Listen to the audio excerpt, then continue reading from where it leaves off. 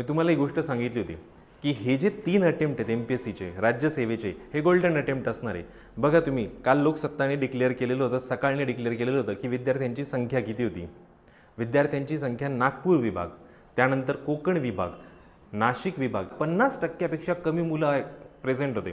आता 50% कमी मुलं प्रेझेंट होते म्हणजे काय झालं, प्रीचं मेरिट खाली येणार आहे। पण खाली येणार आहे म्हणजे किती खाली येणार आहे, खूप खाली येणार आहे का अशातली गोष्ट नाही। मागच्या जे 112.50 लागलं होतं त्याच्याऐवजी आता लागणार आहे ते 100च्या आसपास। म्हणजे मी तुम्हाला नेहमी सांगत आलेलो आहे 50% हेच सिव्हिल सर्व्हिसेस पास करण्याचं एक मेरिट असतं। ऑब्व्हियसली आता ते 100च्या आसपास म्हणजे कदाचित ते 95 ते 100च्या मध्ये काहीतरी स्कोर आपल्याला गरजेचं आहे। 95 ते 100च्या मध्ये ओपन जनरलचा स्कोर असेल तो मुलगा पास होणार आहे। म्हणजे किती कमी मेरिट लागते विचार करा। आणि याच्यापेक्षा पण कमी मुलं कशाला बसणार आहेत, मेन्सला जाणार आहे।